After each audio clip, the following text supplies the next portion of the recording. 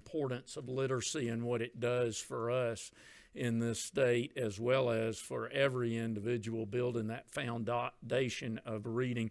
So we were very proud to have Malcolm Mitchell visitors with us today in the chamber, and we'll be even recognizing some Reading Bowl champions tomorrow in the Capitol.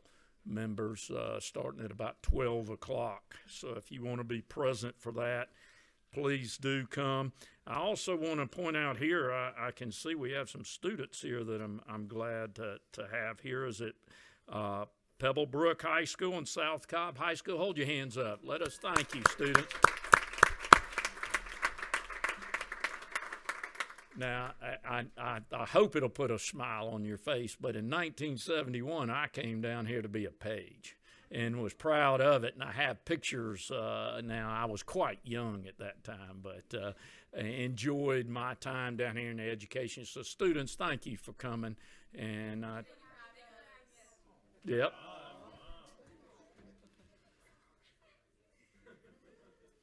You're smiling pretty good. I like that, Phil. Absolutely. But thank y'all for being here. Let me think around too. We got a mayor here. Mayor Owen, where are you? Hold your hand up. Mableton. Thank you, Mayor. I'm guessing you, like these members here, you understand the importance of educating our young and being a part and keeping them safe and all of that. But thank you. Are these your students, some of them from?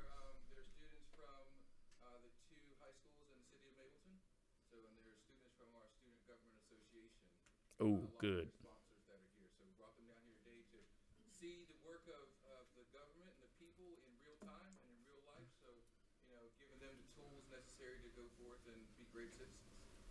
Well, thank you, Mayor, for pointing that out and then allowing them to come down here with you. So welcome. Let's see if we can start our meeting here then. Let me start with a prayer, if I could. Vice Chair, we'll cut your microphone on here. Dear Lord, thank you for this day. I thank you for each person gathered here. I thank you for the administration, administrators, teachers, and students. And I pray for your protection, your hand of protection over them as they learn this school year. I pray for your wisdom and guidance in making policies, and give us your direction and help everything we do and say to please you. In your name I pray. Amen. Amen. Thank you, Vice Chair. Let me, members, thank you. Great job of work last week. Great team effort on trying to improve the lives of our young people. So didn't go unnoticed. I wanted you to hear that from me. I have also sent you an email in the past, I believe early last week, on how hard you're working. I do expect a good, hard-working team meetings this week. So be prepared. You're going to see those coming out. And we have quite a few bills. I haven't counted of late. The last count was over 52 bills in education. So we've got a lot of work to do with crossover looming over us down just a couple of weeks away. So I think please get ready. And I'm sure all your other committees are doing similar. Let's start with the chairwoman of the curriculum group, Chairwoman Ballard. Let's start with yours on the list here, HB 307. If you would come down to the microphone, we'll cut the table mic on for you. I'm going to ask you, since you do have a sub, Chairwoman, if you would read your LC number to the members before you begin. Okay. And I would like to say, when I lived in Cobb County, I taught at Pebblebrook and at South Cobb.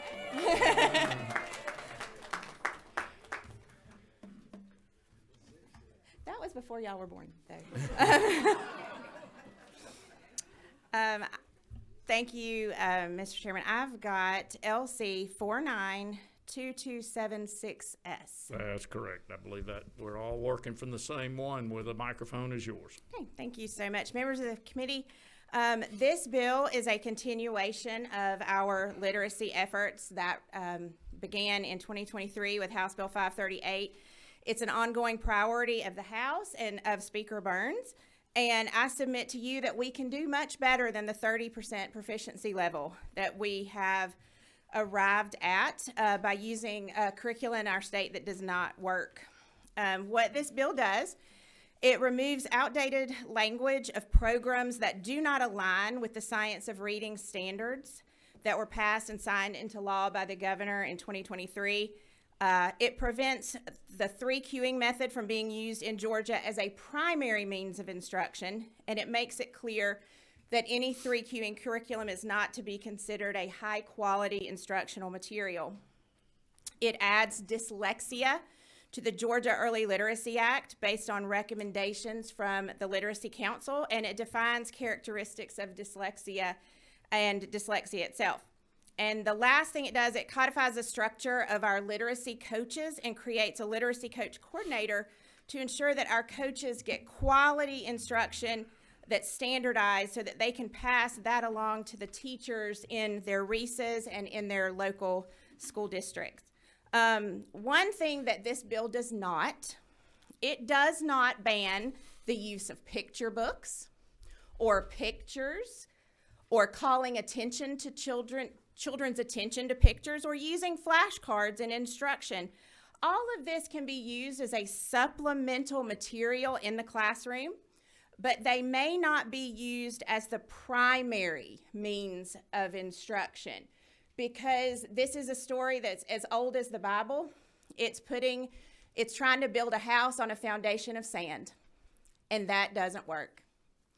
And if it did work, we wouldn't be in the 30s. So thank you, and I will take questions. You do have a few questions, and let me begin by just stating, Chairwoman, thank you for your efforts always on literacy. As I mentioned at the speaker's podium today with Malcolm Mitchell, we began down this path with HB 538. Thank you for that. And we are building a strong foundation. So we'll open up the Vice Chair. You are up first here in questions. Representative Ballard, I just want to echo the chairman's sentiments here on how much you have been working on this for a while, and I really do appreciate that. And as mother of dyslexic child, the devastation is not the diagnosis itself, it's not having the tools and resources available. And what you've done with this bill is providing that, and with the literacy coach and the literacy coach coordinators, I'm just very excited about it, and I know that parents like me are, so I just want to thank you for that. Thank you. And I will agree that it didn't need to be two different bills, so thank you for putting the dyslexia. I think also my question to you, let's talk about the framework around the coordination of the Literacy Council. And that piece, members, I believe that was part of the substitute that you will see that created the some of the substitute here as a pattern by which we are going to work towards providing the training to teachers as well as the coordination of this literacy effort. I believe, members, you're aware that HB 464 created some of this. It was, SB, and it was SB 211 that created the council. I see the chairman of the council is sitting in the audience out there, that they're doing a lot of working groups and helping to develop this information through that council by which the structure. So let's turn that over to you for that. Okay, this new section begins on page 13, line 332. So we have a Georgia reading literacy coach, Sarah Richards. She's here with us today too. And a lot of this has come from her recommendations and those of the Literacy Council. So in the first couple of lines, 332, 333, within the Office of Student Achievement, we will create the Georgia Coach Coordination Council. And we have provided for this, the coordinating council there on page 14. The Office of Student Achievement is going to employ the literacy coach coordinator who will report to the coordination council. And what they will be responsible for is the coordination of statewide literacy coaching efforts. There's kind of a couple of different funding pots. There's state funding, there's federal funding, and we began to, just be concerned that those coaches funded from different pots of money, hired from different people, might not receive standardized training. We want everything to be standardized for our students, especially if they move. People don't sit still anymore. If kids move from district to district, we want to make sure that they're getting the same high quality instruction wherever they go. So it's important that these literacy coaches have the same standard and the same quality as they go into our schools to teach our teachers and back up our teachers. The direction of the literacy coaches, line 340, affiliate with the Department of Ed or a RESA, and those are the different pots of money that I was kind of referencing just a second ago. So what we're just really doing is we want best practice for our kids. We don't want, lots of different things going on.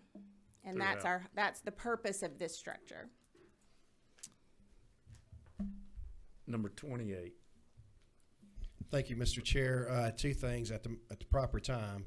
Then also, sounds like from what you've said so far, you like the structure, everything's been set up, everybody's working in unison together toward our goal of Yes. increasing literacy rates. Yes, And that's not always easy in education, you know that, right? it is not.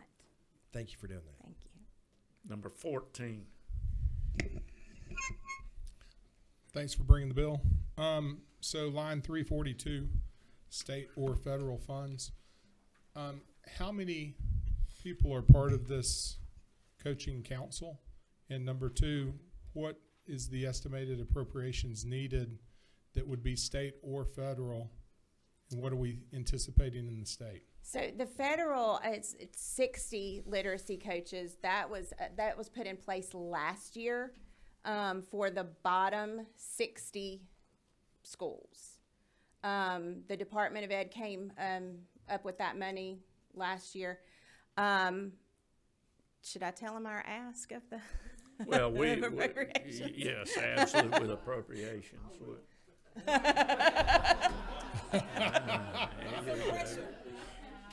I think you're talking out of order, Chairman. I don't have those notes in front of me, but if recollection serves, we have asked for around $10 million, I think is our complete ask to get this done. And I know that that's a lot of money, but this is an investment in our kids. And if we're not going to spend money on our kids, what are we going to spend it on?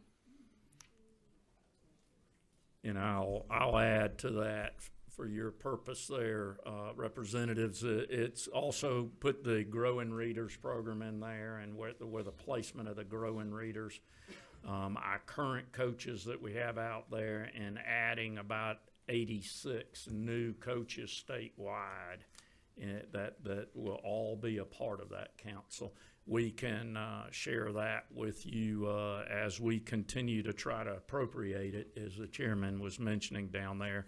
So we are getting it in statute right here for you. Okay. So the 10 million's the 86, is that what you're saying? Part of the 86, Okay, correct. thank you. That is correct. Not all of those coaches I just mentioned are new. As the chairwoman said, some of it is existing money that we already spend on the coaches. I'm going to go by what order we see. Number 15. Thank you, Chairman. Madam Chairwoman, is it not true in states, I just couldn't wait to say that, in states where they have seen improvement in literacy, are the coaches some of the key elements in which they've seen that increase in reading? Yes, absolutely. Thank you so much for your continued work and especially the request for the funding. Thank you. Yep. All right. Number 18. Thank you, Mr. Chair. You and I, Madam Chairwoman, I'm so grateful for this because you and I have had several conversations, and I mentioned in subcommittee how 3Qing utterly failed my daughter, and I didn't understand what was going on, that she could not sound out letters. She was trying to read a new word that started with a P, and she'd be making a K sound or something, like just absolutely no connection to what sounds letters were making.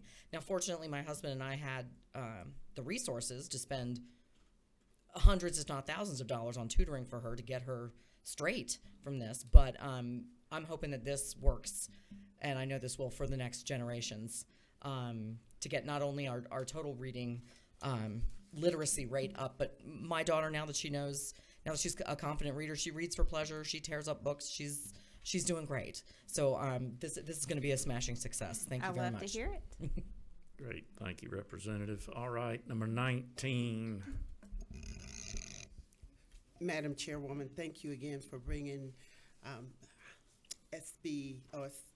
Bill 538, the science of reading. What I love about this bill, how you connected the Council on Literacy and their findings back into one united front for literacy to be pushed out throughout the state. And so no one's sitting in silos, and I wanted to bring that out.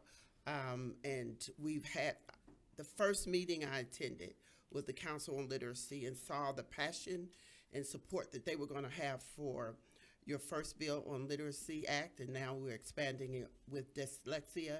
Again, I can't say to you more than thank you. And it worked in my generation, the science of reading, and I know it will work in the generations to come. Thank you again for your hard work. Thank you. Mr. Chairman, at the appropriate time. It is the appropriate time. Mr. Chairman. Yeah. Oh, Wait am a I- minute. I'm going to let Townsend down there, I don't 28, I believe. We'll let you second if you want to. I'd like to make the motion of due pass.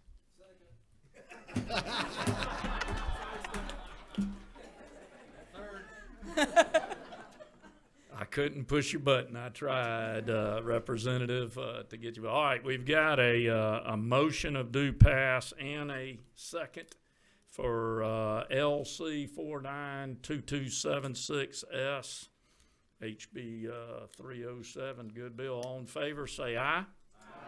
All opposed, like sign. Carries. Thank you so much, y'all. Thank you. Good job.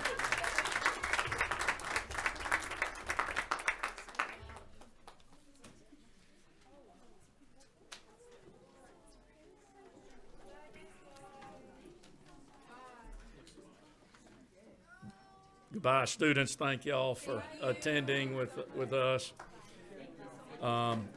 You weren't quick enough, Representative Hilton.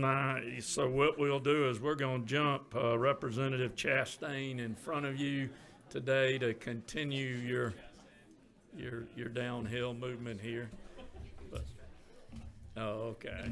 You were distracted by your phone. I understand that. Maybe there's a reason here. That's funny. All right, here we go. Let's continue for time purposes. We're going to go to HB 198. Representative, again, would you read your LC number, because I believe you do have a substitute. Yes, sir. So let's read through your LC number, and then I'll turn the microphone over to you.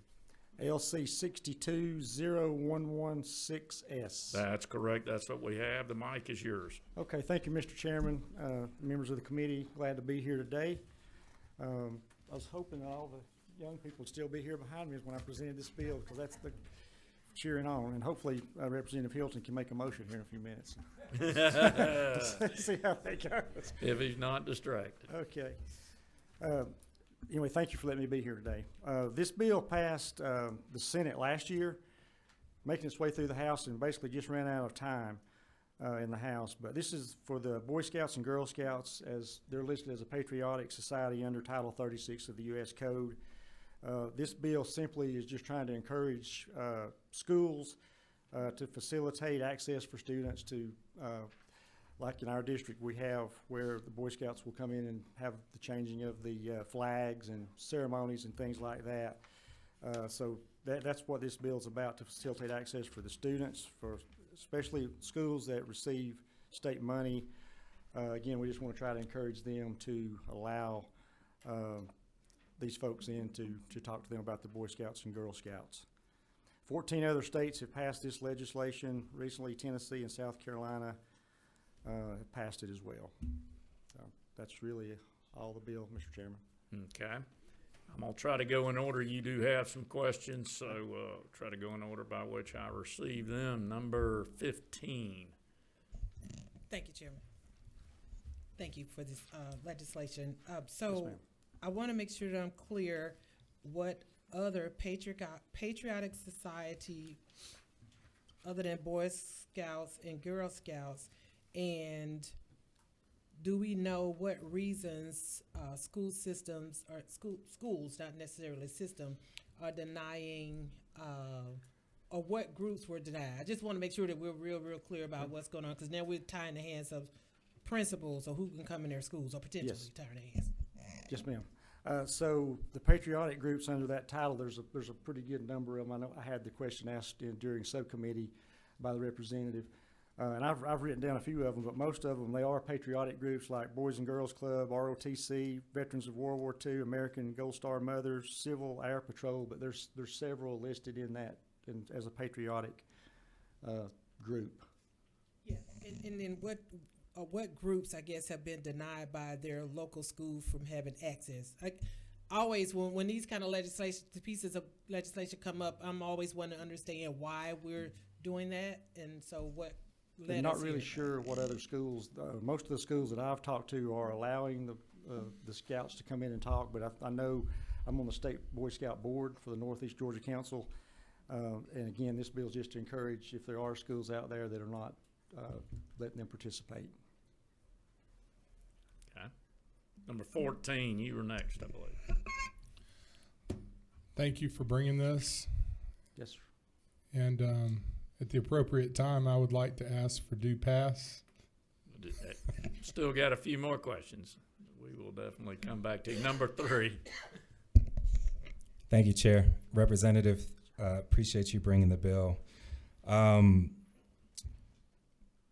Quick question. I mean, this bill is around facilities use, right?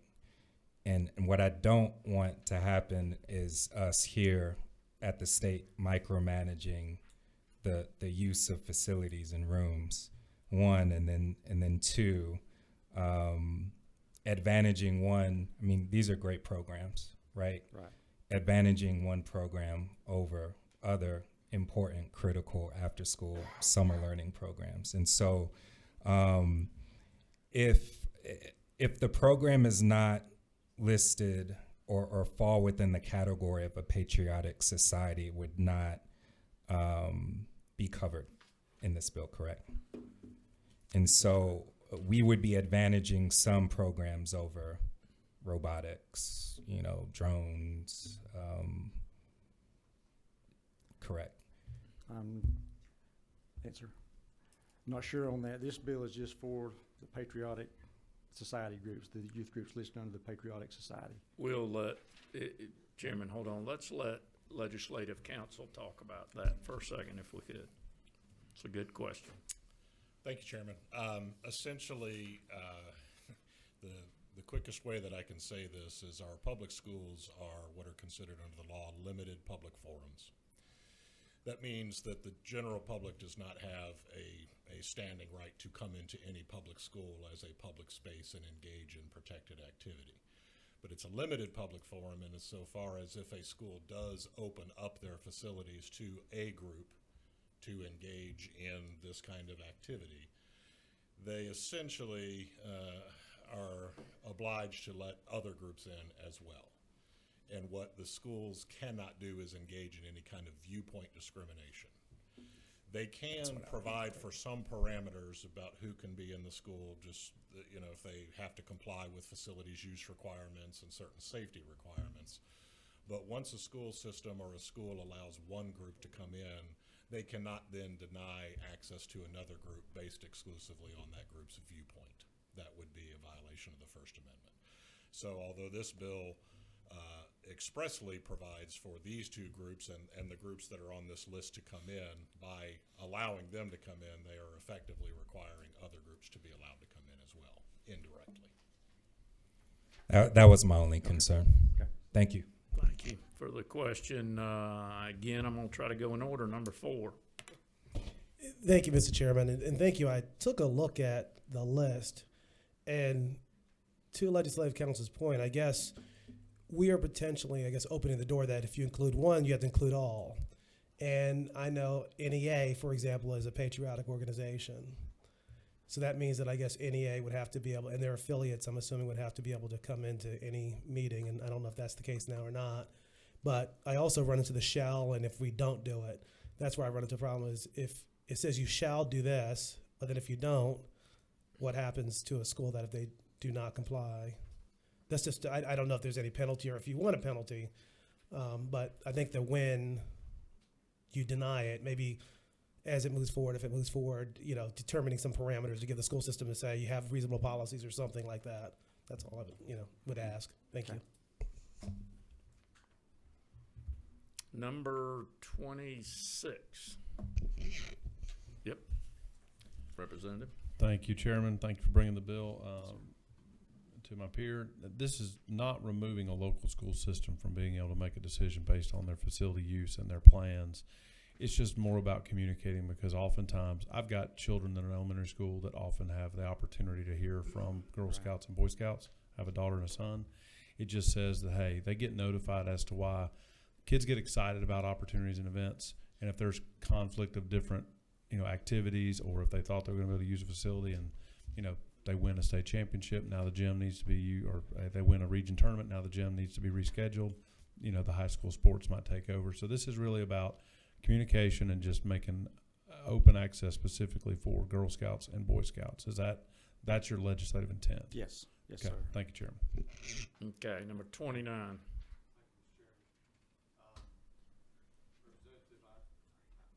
Wait a second. You are not working. Go next door. All right, thank you. I don't have a problem with the bill whatsoever, but I do, Mr. Chairman, have a question maybe is either for Mr. Walker or for you. As I read this, I feel like this is more similar to an urging resolution than it is to a bill to change law, and specifically on line 15. I feel like we're saying here to encourage schools to facilitate access to to both my friends on the front row who made reference to picking, choosing. I hear you on that, but I feel like all we're doing here, and Mr. Chairman or Mr. Walker, I'm asking to be educated. I feel like we've got an urging resolution in front of us that doesn't necessarily have teeth of law, rather than just to say that we're encouraging them. So, Mr. Chairman, if you could. Okay, I'll ask Legislative Council to answer that. Thank you. Thank you, Chairman. I would have to point out simply that this is in fact a bill to be entitled an act. It would have the full force and effect of a law, and the shall language on line 17 is prescriptive. So although it does say it's to encourage schools, it is still providing a mandate to those schools that they shall do something. However, having said that, I will also acknowledge that starting in line 19, starting in line 18, where it reads, when a local school system denies access to a facility. So on the one hand, this bill does purport to require access for these groups. It also appears to contemplate some set of circumstances where that access may not be granted. So in that sense, there's a bit of an ambiguity in here, but it does contemplate both outcomes, that they shall be given access, but there might be some circumstances where they are not given access, whether it's pursuant to non-compliance with a facilities use agreement or for some other practical reason. That's really unstated in the bill. Yes, sir. Thank you. And Mr. Chairman, I just wanted to make sure that even though we use the word encourage on 15, that we do have, and I did notice that shall there. I just wanted to make sure that should this bill pass and governor signs it into law, that we don't have school systems saying, I was just encouraged and I don't feel encouraged today, therefore I'm not going to do anything. Yeah. But if, Mr. Walker, if you're telling me we're good to go, then I'm. Well, yes, Mr. Chairman, to clarify, this bill, at least in the first sentence, does require school systems to approve these groups. Okay. The bill Thank you. also contemplates that a school system may, for some reason, not meet that mandate. Okay. Let's go to number 18. Thank you, Mr. Chair. I love this. I'm Boy Scouts, Girl Scouts. Gosh, my grandfather loved the Boy Scouts with his, he loved them. My question is about the youth group. Is this specifically limited to I'm looking at one list online that's got like Little League and the National Music Council, Boys and Girls Club of America, but then it's got like the Civil War Centennial Commission. like there's some stuff that's like clearly an adult organization. Is this just to let those more youth-oriented sort of groups come on in? Because I got no problems with Girl Scouts using the school. Sure, yeah. We just bring on in the FFA. It's fine. Yes, ma'am. Yes, we just identified that the Boy Scouts and Girl Scouts are a youth group. Okay. Yes. Follow up, are the rest of the ones that are on the group are not youth groups? Are they like the Pearl Harbor Survivor Association? Like, is the National Mining Hall of Fame? Like, are these people, or is it just specifically for the youth groups? Do you understand my confusion in the language? Is it saying all patriotic groups that are listed are good? I think so. Or just Yes. the I think youth-oriented it's all ones? patriotic groups. Okay. Yes. Let's keep moving so we can get through number. Let me do number 4. Thank you, Mr. Chairman. And maybe the Legislative Council can work with this, because I like where you're going. I just want to clear up any ambiguity. Is it possible that on line 17, where we talk about shall not prohibit, maybe shall make all reasonable accommodations, or shall develop a policy to make all reasonable accommodations? So that leaves the door open that if there's a advisory issue, a facility issue or something, but put the shall in there, but give them kind of that leeway. Is there a way to do that if that's open to the author as well as the chair? That's all I ask.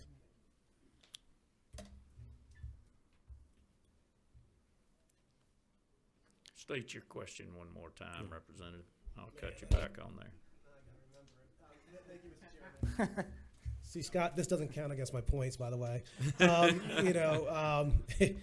want to open that, clarify that shall part, because I think that's saying they have to do it. So maybe shall develop policies that, or shall make all reasonable accommodations or something to that sort, that we give them an opportunity to not do it, but they have to have justified reasons. And that's where the when comes into place. Yeah.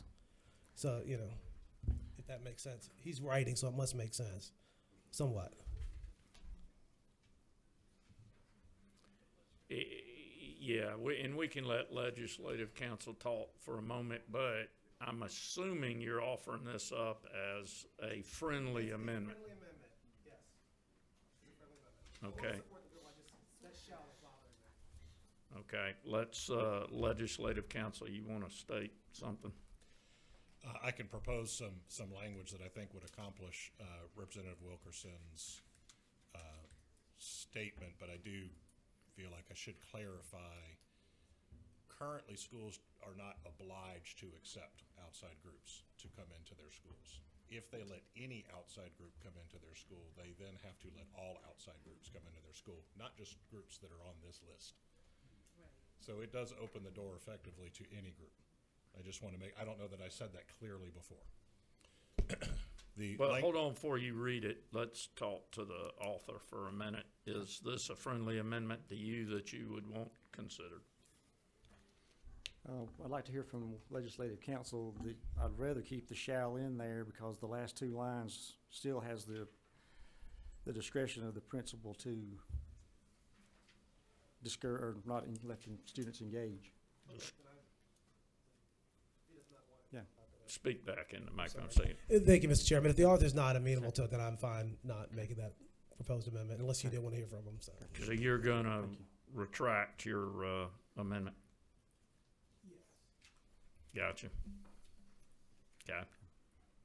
All right. Well, we are back to answering questions then, if we can. Number 2. Thank you, Howard. Mr. Chairman, and thank you for the bill again, once again. Yes, sir. I just got totally confused. If we're opening up, as lead counsel is saying, to anybody, so why is the bill limiting it to Title 36? So why do we need the bill if a school decides to let anybody use it based on their request? Then why are we tying it to this Title 36 code? Well, because the Boy Scouts and Girl Scouts and under the Patriotic Society is what this bill's about. Okay. So that's the motivation. That's the motivation for the bill. Yes. Okay. Okay, we'll go to 13, then 15. You're on deck. Thank you, Mr. Chair. So I'm a little concerned because when I read the bill and I see Girl Scout and Boy Scouts, that's an easy win. We're focused on our youth in schools, is an educational environment. When I start and I heard other patriotic societies, why would we encourage groups that are not youth groups to utilize school facilities, especially if we're trying to focus on education of our kids? I mean, I don't see the benefit of doing this. Again, that's the Boy Scouts and Girl Scouts are listed as under Title 36 as a patriotic society. And that's what this bill, that's all this bill's intended to do, is encourage schools to let those folks under the Patriotic Society come into their school. But Patriotic Society does include adult organizations, correct? Okay, thanks for clarification. Yeah. All right, 15. Thank you. I'm back to my question I don't think you answered earlier. What school has denied a Boys and Girls Club or a Patriotic Society? What school in Georgia has denied access? I would not know that. So you're bringing this bill because? Help me. Yeah, I wouldn't know which school. I know there are some schools that the bill's trying to encourage. Okay, number 3. Thank you, Chairman. Rep, I mean, I support the intent behind wanting to encourage, you to participate in Boys and Girl Scouts. I'm less concerned. I mean, it opens up access to all programs, so I'm less concerned about that. I'm more concerned with the burden that it's going to place on principals who've got a lot on their plates, and facilities management issues, and who they accept and deny. I just don't know if this rises to the level of a priority and can have a series of unintended impacts on their ability to keep the main thing, which is their students, their staff, safety. So that's again, it's pretty far-reaching when just the mandate of you should, and if you don't, you now have to write every single time you deny a request. This opens it up to all programs, and so if every program is reaching out to use facilities and they're denied per law, the principal now has to write a letter explaining his or her reasoning. It just seems like quite a burden to place on school leaders. Okay, let me go to number 22. Mr. Chair, I'd like to make a motion at the appropriate time, but before I do, I did have a question, not for the author, more for legislative counsel. You made a comment that once we open it up to one group, we've got to open it up to everyone. And I wonder if by passing this, will schools now have to accommodate, and I'm thinking of extreme examples, the Satanist group of, East Cobb, no offense to my East Cobb folks, but. Yeah. Or the satanic groups. Legislative council. Yes, essentially the answer to your question is yes. The school could not deny the use of their facilities by another group based exclusively on viewpoint discrimination or the viewpoint of that group. Again, But that's existing law, though, the exactly. viewpoint. And what's also existing is right now schools don't have to let anyone in if they don't want to. But once you open the door for one, you do open the door for all. So this, by mandating that groups have to be accepted, you are establishing a requirement that schools would have to comply with. Would it be accurate to say, though, if schools are already allowing the Boy Scouts to come in, that's already in law now? That is correct. I mean, it's Okay, all right, I see, we waived, so it is the appropriate time.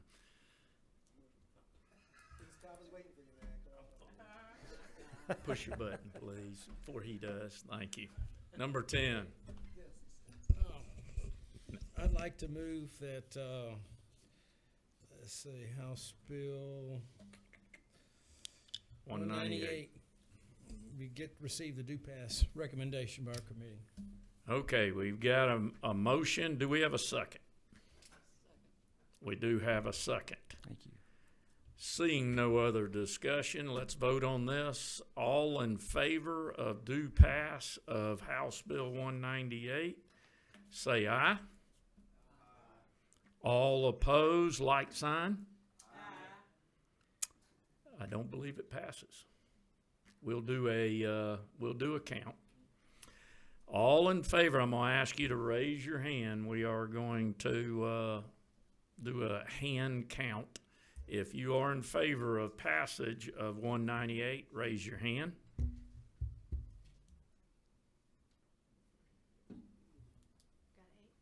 Okay, all those opposed, like sign, raise your hand, please.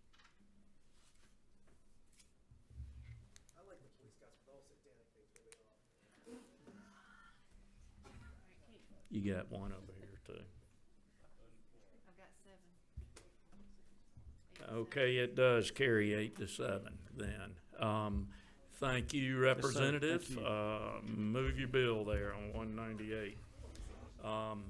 Okay, I feel like a bad Johnny Carson versus a good Johnny Carson. All right, we're heading on to the fun bill here. Let's head on to Distraction Free Education Act, HB 340.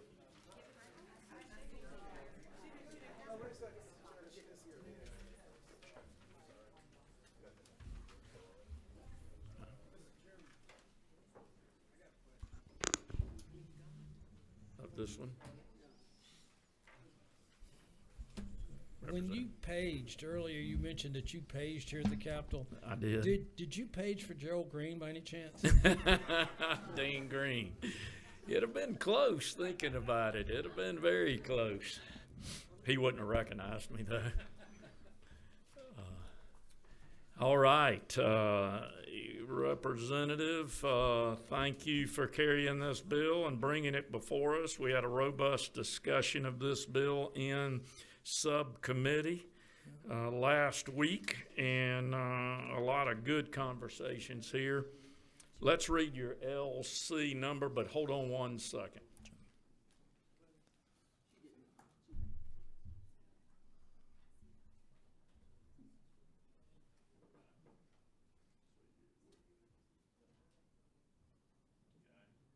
What we are stating here, folks, is that we missed a hand count of a nay. Is that correct? Okay, so then it was 8-8 then, and the chairman has a right to break a tie, and I'll vote yes. So it still carries, and the bill will move forward. All right, let's go on to your bill, Representative, if you can then. Yes. Thank you, Mr. Chairman, members of the committee. Hold on, I just got a text. I want you to read, if you will, Madam Chairman, your LC number for me. It's a long-standing joke, Todd. Yeah, yes, thank you, Mr. Chairman, members of the committee. Here to present to you LC 4922S2S. No, 2272S. Wait a minute, let's cover that one more time. LC 492272S. Correct, that's what we have. You have the mic. Awesome. Thank you, Mr. Chairman, members of the committee. I'll start where we ended last week, was with testimony, and I think those that testified really said it better than I could say it here today. First, what impressed me most was I didn't think I could bring all these groups together, but somehow we did. We had Paige, the Sheriff's Association, the school superintendent, the school choice, everyone in the education world, big broad tent, was at that mic testifying in favor. And just to take a few snippets out of what was said, one commenter said, outside of school safety and literacy, this may be the most impactful bill we listened to this year in committee.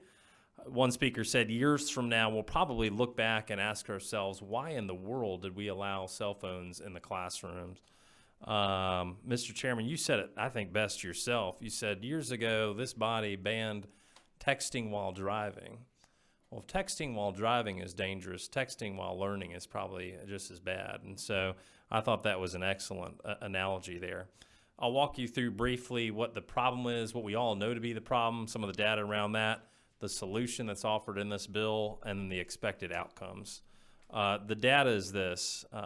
Over 50% of students get 237 notifications a day on their cell phone during class. Kids spend upwards of 90 minutes during the school day, 90 minutes, an hour and a half on their phone during school. It takes a child 23 minutes to regain focus after looking down at their cell phone.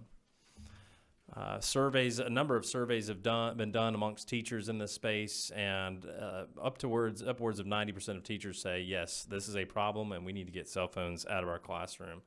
A lot of this data, I'm not a book salesman here, but if you haven't read it, I've got the book right here, The Anxious Generation by Jonathan Haidt. Again, I pulled some of that data out of this book. This will change the way you operate with your kids in your own home, and I know it has for me, and so excellent book here. The solution is what we've offered in House Bill 340, and it's a very basic bill in that our intent is to provide the locals with as much control designing a program that works best for them locally while providing some general guardrails around what a program ought to look like. The solution is K through 8 only, so not talking about high school, 9 through 12, K through 8, bell to bell, so beginning of the school day, end of the school day. All personal devices that have an internet connection, so cell phone, smartwatch are predominantly the two. iPads, things like that, that's a little more obvious, but think cell phones and watches. It was interesting, I was talking to a teacher the other day, and this is just an aside. She said, Scott, it's a public safety thing, and that I've got kids who are on the phone. I didn't even know they're on the phone. A girl has hair that's so long, the device, she's got it here, she's listening to music during the class. You know, if a fight were to break out, an emergency, that child has no idea with music, plus the learning loss of listening to music during class. The bill excludes 504 and IEP students. These are students who may need a glucose monitor or some other device on them to help monitor their special need. It excludes virtual schools. I think all of us can agree that's a pretty obvious exclusion there. It does emphasize that school-owned devices, most schools now have a Chromebook or some other type of device, that is allowed in the classroom. But the bottom line is we're taking teachers out of the cell phone police game. We're taking superintendents, principals. We're putting it back to teaching and what they do best. So what are the results from the programs, from systems that have done this already? Here are the results. One study, and I've got it right here, a fantastic study was done just a couple of years ago right here. It says psych consults or visits to the mental health professional at school, down 2 to 3 visits a child. Incidents of bullying down significantly amongst boys, but even more amongst girls. No longer do you have kids texting each other during third period, hey, we're going to go fight during lunch. Academic gains are through the roof. Think about this. Think about how much we try to limit class sizes. This actually, when you take this out, the class size is the same, but effectively it becomes a smaller class. So we effectively reduce class sizes by taking these out of the classroom. So academic gains, smaller class sizes, less bullying, better improved mental health. The data is just clear. And I really firmly do, years from now, we're going to look back and say, I can't believe we ever allowed ourselves to do it. But this body has an opportunity to. Sorry, someone's calling me right now. I'm just kidding. You think I would have planned that? Holy cow. I'm sorry, I got to refocus. That's good acting. So, yeah, right. So for all those reasons, I would encourage this body to pass this legislation. And let's, as much money and time and effort we put into our children, let's get cell phones out of their hands and let's let them learn and be happy, healthy students. Thank you. Thank you for this bill, and good bill. Chairman, I know there's a lot of thought into it and plenty of communication and passion about it. Let's start, because we do have quite a few questions for you. Number 19. So first of all, I want to say thank you for bringing the bill and having the courage to put in front of us a device that is really hurting our children. And so I just want to say I stand with you, and I do know and agree that this is a problem, and this is a solution. Thank you again. I'm just glad those students are out of here. I may have been getting. Number 28. Thanks, Mr. Chair. Just a couple questions. More I've read, more I may have answered. The first question I had was about local control. Did you want to make any comments first? It's a fine line, because I remember having some strict policies myself out of school, but yet others maybe not so strict, and that was kind of based on the community. So that was a kind of concern of. But any comments about that, local control issues? Yes, sir, and thank you for coming to me. Great questions, and that's why we've tried to write the bill in as much of a scaled down way as possible. It's been an interesting kind of tug and pull. We've had the locals come to us and say, hey, take this out of our control, because we want sort of a standardized state policy, but then underneath that, let us design a program. And it's fascinating. I've talked to Valdosta, to Decatur, to Marietta, and each one of them have a cell phone policy, but they do it totally different. And so that's why with this bill, I'm trying not to prescribe too much. You've got to have a thing on the back of the door, or you got to have this or that. Let them design it, but they've come to us and say, hey, we need a statewide. This is a no-no. Here's the direction of the state of Georgia that we want to take this. And so I think this bill strikes a good balance, at least what we've heard from practitioners so far. Yeah, thank you. And then a couple of questions. One, line 51, it talks about clear procedures for off-site events and activities, including school-sponsored events and field trips. Is it clear enough in there? This could be a Ledge Council question. If it's a school-sponsored event, if it's a field trip, it's educational, it's instructional, they probably wouldn't be going. So does that need to be clarified more, since it is instructional, about how you want to phrase that? And then the second part, besides that, for any kind of clubs or activities that's non-instructional afterwards, your FFA, those Skills USA, those are co-curricular activities, so that would be also instructional. So is there an allowance for that in there to make sure since those are instruction, the bell's over, but that bell really lengthened because those are co-curricular activities? Is it worded okay to make sure we include that? And then does the system have the flexibility to control that, I guess? Well, let's take those out of order questions one at a time. And by the way, my board lit up when you started asking that next question. Let's handle the one whether it's covered bell to bell with extracurricular. That's a valid question. Extracurricular or co-curricular? Yeah, great question. So our intent is beginning of the school day, end of the school day, think, 2 in the afternoon, 3 in the afternoon, when final instruction period.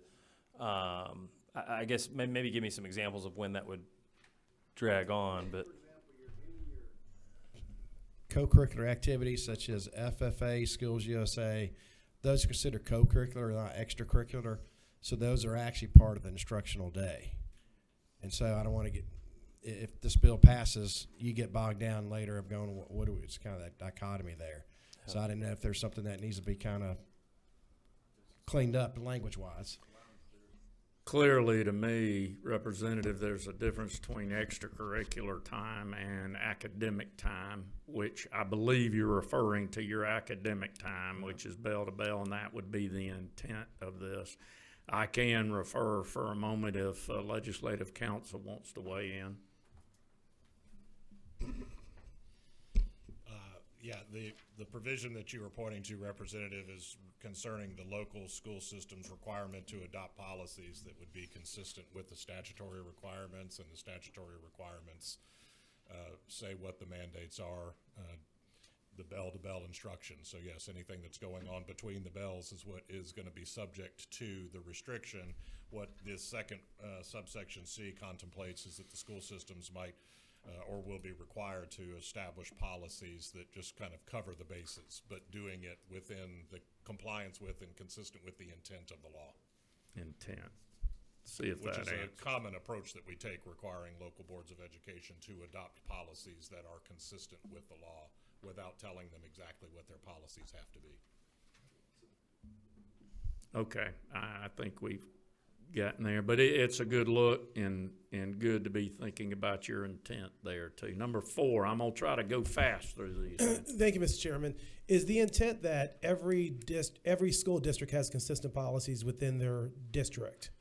And the reason I ask is that I know there are some districts, I'll name my own, for example, one school you pull yourself out, it's in-school suspension, the other school is a warning. And my concern is that with this bill, if we allow it up to the districts, that I will continue to see different disciplinary action handled. Is there a way to make it so that every school district has their own policy, but it has to be consistent between the schools? That's a good question. Yeah, again, going back to the local control question, I didn't want to outline in the bill punishment for cell phone use will be X. Again, I think that is up to the local school to decide what punishment fits best for them. Follow-up question? Yes, sir. I'm fine with each district doing it. I'm not fine with a school in East Cobb being treated differently than a school in South Cobb, and that's what currently happens. So that's why I'm saying that in school shouldn't happen at one school, whereas another school gets a warning. And I've seen the discipline records over the years, and I just don't want to put another state law into place that will encourage that behavior, because that does impact all the different scores that you see at schools. Yeah, I guess I would take that to my local. I have, and it hasn't worked. Okay, and I'm gonna ask you to go quick now, so ask your big one, number 26. Thank you, Chairman. To the sponsor, I just want to think through this. I think you're prepared for this friendly suggestion. Given that schools start in typically late July, early August, and then they end hopefully in May, would it make sense for us to consider just one a friendly amendment at that time? I just want to make sure he's okay with the language. On line 41, beginning no later than July 1st of 2026 is when that would be implemented, and then change the adoption of the policy in preparation for that implementation to January or July 1, 2025. Is that amenable to you? I mean, just from a practicality standpoint, what do you call those things? The parent-student handbooks, all those things are prepared over the summer for rolling out, for communicating with the families. Do you think that would be a fair? It is. In line 41, yeah, we currently have Jan 1, 2026 as implementation date. As you and I have discussed, a mid-year change that significant probably is not the best idea. We could either go your route or say beginning no later than the 2025, 2026. Chairman, let me hold on a second. I know Legislative Council heavily involved in this with a lot of other bills, similar type timelines. Do you want to listen to, Mr. Chairman, a recommendation from Legislative Council, what we've done that's been effective in the past? I'm asking you. Oh, yeah. Would you listen to him? Oh, in yeah. his recommendation? Yeah. All right, Legislative Council, cut your mic on that. Thank you, Chairman. I think I was still gathering what the policy objective was, but yet. Typically, we want there to be some lag time between the adoption of the policies and the implementation of the policies to give people time to adjust. So it does make sense that the date in line 41 would be after the date in 44, but whatever those are would be a policy question for you all. As you currently have it, there's an approximately, 5 to 6 month lag. That could be the buffer that you want to provide for. You could do something less. It's not uncommon to have a policy in place August 1 and implementation October 1 once the school year has gotten started, but that again is a policy call. And I would suggest a July 1 as opposed to an August, because I think some schools do go back into July, yeah. Yeah, begin by the end of July. So I guess the question for the sponsor would be, would you prefer the policy being adopted, 11 months from now? They can communicate over the next 11 months and then implement it for July of 2026? Or do you want them to have that policy adopted in May or June of this year and then have the implementation rolled out in July 1 of 2025 for the 25-26 school year? Look, I have personal opinions. I think school systems are very eager to address this. Most of them, like in all things, there are some systems that this type of policy change could be a little bit more of a hill to climb just based on the volume of their documentation. So whatever you as a sponsor want to do, I'm amenable to, Mr. Chairman. I just think let's let you think about what you think is going to be best. Well, and I hate to give you the political answer, but I'll turn it back on y'all who have more years in education than I do. If you think a policy June, July this year with an implementation of July 1 would be too quick of a turnaround, then I think I mean, here's the bottom line. When this bill passes, the shot's going to go across the bow. School's going to realize we better get to it real quick. Yeah. I think you'll see schools implement a policy regardless of the dates we have because they know this is coming down the pike. Well, I know two gentlemen that ran school systems that are more equipped to answer that question than I am. I agree. If you're asking me with the July start, July 1, personnel are usually in place, ready to roll. They're working hard. The heads up on this, so they're getting ready for their handbooks is probably the most important thing. July 1 is a good pushback. Then it becomes, and Representative Townsend down at the end, your opinion, how much time do they need from that implementation starting July 1 to start it?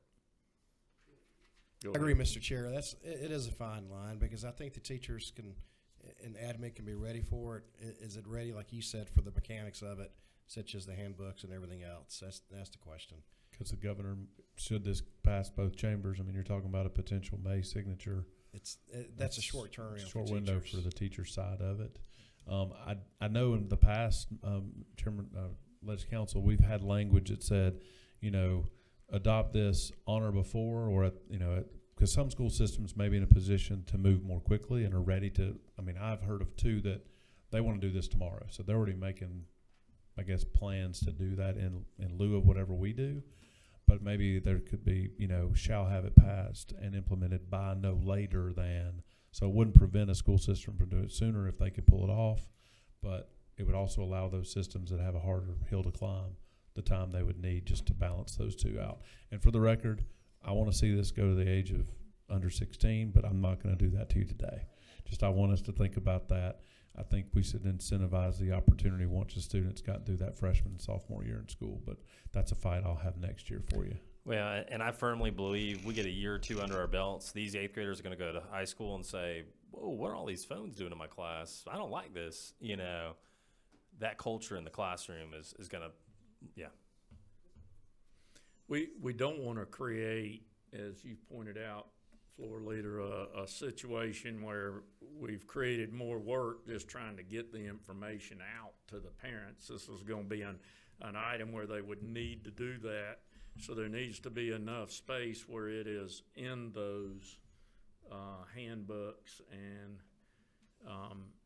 so what I'm talking about is the implementation of this, not necessarily the notification of, hey, we're going to start this, but next year we'll have it in handbook and it'll get rolling. That's where I think the friendly amendment could do some good. you have a little more No, Representative I was just going to Townsend. follow up what Representative Wade said. I think he said it correctly when he said honor before. That gives school systems a chance if they can be ready. Some school systems have more resources, so they can be ready and get the parent input about the policies, procedures. 'Cause there's going to be quite a few that want to spend some town halls with their parents, and which they should. They should involve their parents. So they may need a little extra time because of that. So Okay, honor so before is great. we're leaning to more time and communicating about it. We're gonna get to your question, but, we're running out of time in this room and there's somebody coming right behind us. So I'm gonna go to 15 if it's along about this friendly amendment. Is it 15? I just need clarity. And Okay. think where was it? I guess, are we looking at changing the date on line 41 or line 44? That's So on both. So 41, the new date would be January 1. No, excuse me. The new date on 41 would be July 1, 2026. 44, it would be Jan 1, 2026. So by Jan 1, 2026, the policy would be in place. so line 41 would stay the same. No. That doesn't make sense. Yeah. Oh, you're saying you want to change it to July? Hold on, I think we got it reversed and, Yeah. and down at this end here. Let's see if we can correct this.